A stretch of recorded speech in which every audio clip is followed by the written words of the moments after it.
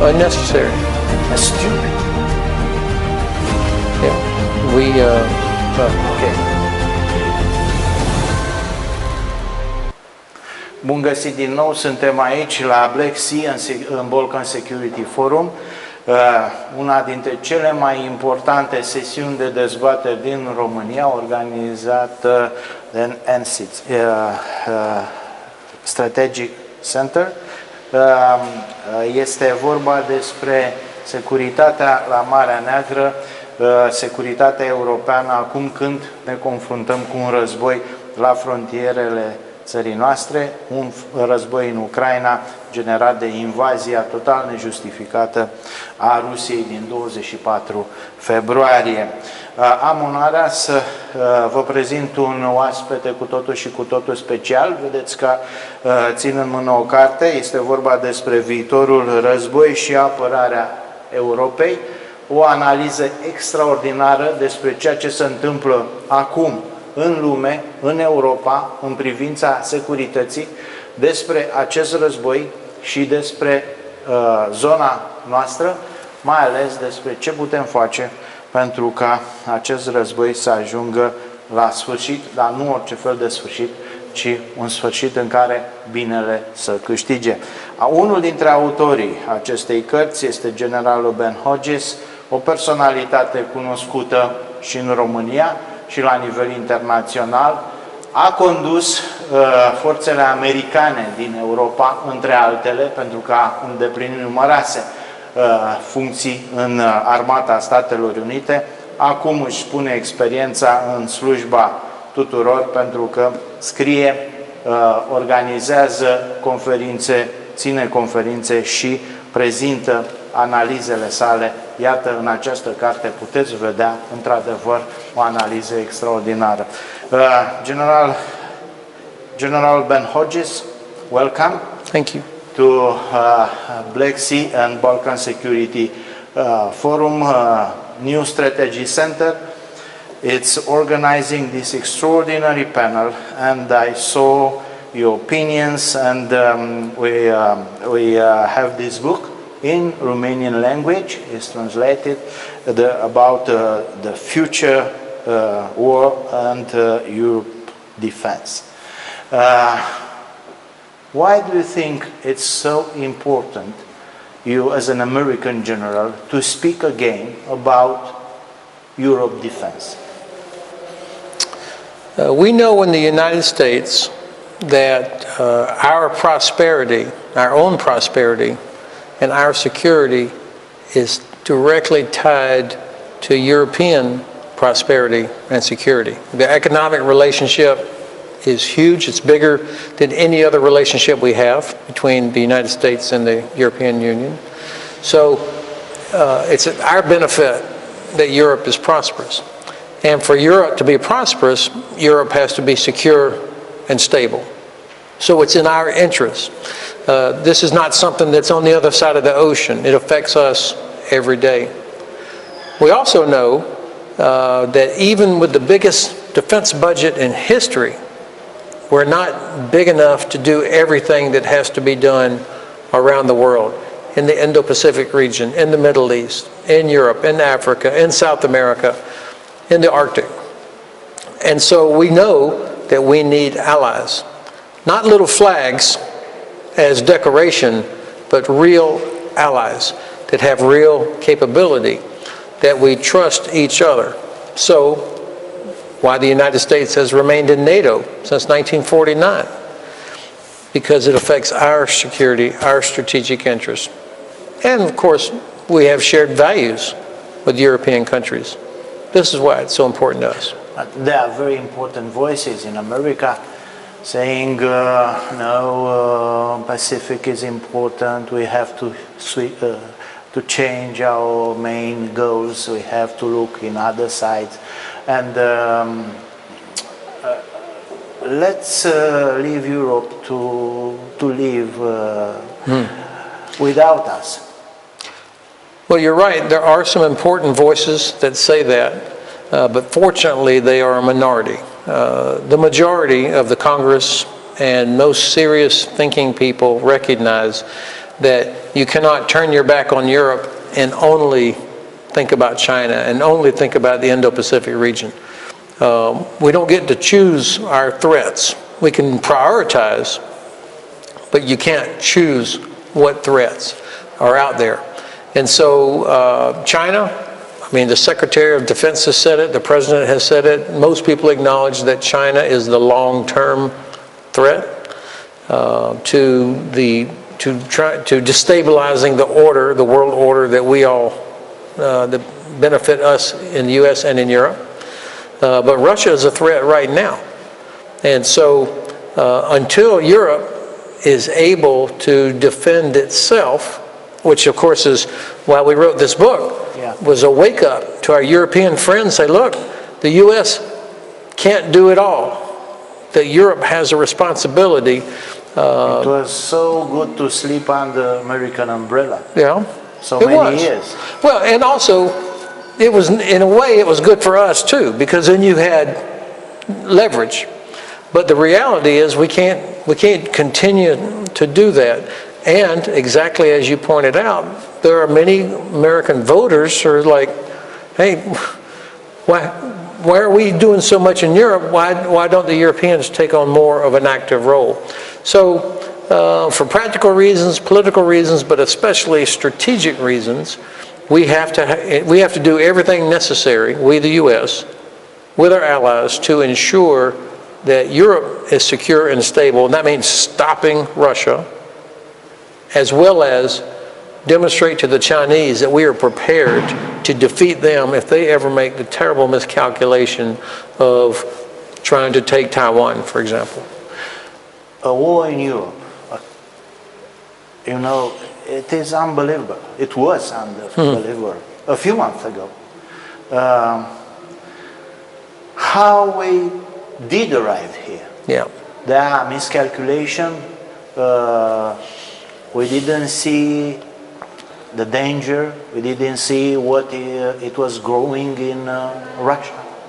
Well, probably a combination of all of those things that you just said. First, we failed to act after Russia invaded Georgia. So a European country invading another European country. We didn't do anything. And then when the Russians supported the Assad regime and used chemical weapons against their own people, that was a red line for the Obama administration. The Russians and the Syrians jumped right over that red line. We did nothing. U.S., Germany, UK, France, nothing. And then Russia invades Ukraine in 2014, annexes Crimea, begins fighting in Donbass region, attempting to undermine the sovereign Ukrainian government. We actually did nothing. I mean, we were starting to get serious, and Germany and France began to take a leading role in something called the Minsk process. But either they were naive or did not want to accept that the Kremlin has zero interest in actually living up to any agreement. They were just buying time. And so we did not do much. And so now, by the end of 2021, by the end of last year, the Russians had put hundreds of thousands of troops all around Ukraine, big exercises, bringing in more ships for the Black Sea Fleet. I mean, they pretty much said, we're going to attack. And we still didn't believe it. And so you could almost understand why the Kremlin would say, the West is not going to do anything. The West does not care about Ukraine. They may get angry, they may do something, shake their fists, but the West is not really going to do anything. I mean, the biggest discussion about Ukraine in America was, in the last administration, was about laptops and Giuliani and whether or not to give Javelin. That was it. Yeah. But that's not strategy. And so the Russians made a terrible miscalculation that we would not care, that Europe would not care. And of course, they also made a terrible miscalculation that Ukraine would not fight, that the people would not fight, that the Zelensky government would collapse. And so misperceptions, failed deterrence, miscalculations. That's how we got here. After Donbass and the Crimea annexation and the Donbass war, after 2014, the new strategy of NATO was deterrence and dialogue. Yeah. To these. Yeah. Deterrence failed. Well, I would Dialogue. deterrence of Russian attack against NATO did not fail. Did not. Okay, but I think that we strategically failed because we put this line here. We basically told Russia, we will not go to war with you if you invade Ukraine. If you put 1 foot into NATO country, It will be. it's going to be a war. We will defend every square inch of NATO. But Ukraine is on the other side of that Yes. line. And I think this was a strategic mistake. Even if we didn't plan to do something, we should never have said, basically said, we will not do anything. It was an assurance. Yeah, and when the president said, not 1 foot, no boots on the ground, no U.S. on the ground, why would we say that? I mean, even if we never intended to, why would we say that? And so I think the alliance improved significantly after 2016. We made decisions to create an enhanced forward presence. We made command changes. We had more exercises. So we started getting serious. So deterrence inside NATO improved. American presence in Romania, Yes. significant. American troops here in Romania, in Poland, in Baltics. Bulgaria. I mean, so significant increase, but that didn't help Ukraine. And so now, of course, the alliance is doing a lot more inside NATO.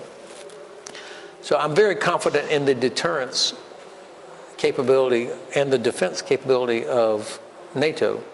But we've got to figure out, how do we address a terrible security problem that's on the other side of the line that affects us? So, I mean, we have 3 allies on the Black Sea: Romania, Bulgaria, Turkey. We have strategic partners in Moldova and Georgia, as well as Ukraine. So we've got to think more strategically about the Black Sea region, to make it clear that this is not Russia's lake, that this is a place where we are going to have defense and deterrence within the existing law. No change to Montreux Convention, for example. yeah. But allies could do a lot more. Romania, Bulgaria, Turkey could do a lot more maritime in the Black Sea to challenge. We should be doing more, but we first have to get a strategy for the region that includes not only security activities, military cooperation, exercises, modernization, but also economic investment. Economic investment in Georgia, economic investment in Romania, Ukraine. Fix our relationship with Turkey. Yeah. We have got to think strategically about the region, and then Russia will not threaten our friends and allies in the region. Do you think the new position of Black Sea, a strategic view, is well understood in United States? It's improving. We have 2 senators, a Democrat, Senator Shaheen, and a Republican, Senator Romney, that together have proposed legislation that would require the administration to develop a strategy for the Black Sea region. That's a huge step. So the Congress is now putting pressure on the administration to do this. If it becomes law, which I expect it will, then we will have to have a strategy that combines diplomacy, information, military, and economy. That's exactly what's needed. So there is a growing recognition that our security, our stability, our prosperity is tied to stability and security in the Black Sea region. I believe you already contribute to this new understanding of Black Sea. Because, Trying to. Yes, You are writing books and you are speaking a lot about the importance of Black Sea importance before the start begins. And now you are also a member of a new strategy center. Yeah. I understand. And, I'm very proud of that. I think it's very important to be here and to discuss all these things here, so close to Black Sea and so close to the war in Kuwait. Well, and I will be back in Romania 2 more times this year, the end of this month and then in the fall. And next week I will be in Georgia in Tbilisi. So it helps me to be on the ground here, to talk to Romanian leadership, to members of the Romanian parliament, to talk to Georgians, to help me understand the issues, to talk with my Turkish friends. Because if you don't come here, you don't appreciate it. I was in Izmir for 2 years as the NATO commander of Land Command. And so living in Turkey 2 years, you can be sure that I heard about the Black Sea every day from my Turkish host. And one last question. How do you see the outcome of the war in this month, in autumn, probably in winter? First, I believe it's inevitable that Ukraine is going to win, that Ukraine will defeat Russia, and they will get Crimea back, Donbass, the whole thing. The win, how long? Of course, it depends on, does the West, the US, UK, Canada, Germany, Poland, as well as Romania, Bulgaria, Baltic countries, do we all do everything we said we were going to do? Do we deliver what we said? Do we keep sanctions in place? If we do, then I believe that Ukraine can push Russian forces all the way back to the 23 February line by the end of this year. Oh, so soon? Yes, and that next year, Crimea, Donbass, I believe that's possible. It'll be very difficult, and of course, we'll find out. I could be wrong. But what I see is a Russian force that's exhausted. Their logistical system is exhausted. They have manpower shortages. Ukraine has superior will.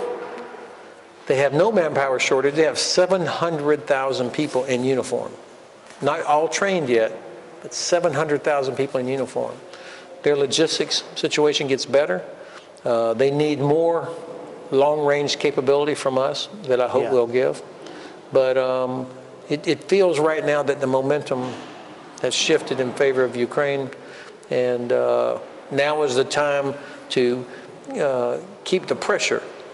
Don't talk about ceasefire. Don't talk about negotiation. Compromise. No, absolutely not. And Ukraine does not want to do that. Ukrainian people do not want that. They see now they can win. The West should not be putting pressure on Kyiv to let the Russians back up. Because if they get back up, then you and I will be talking next year and the next year about this. Thank you, General. It was a pleasure to have you, and an honor to have you here.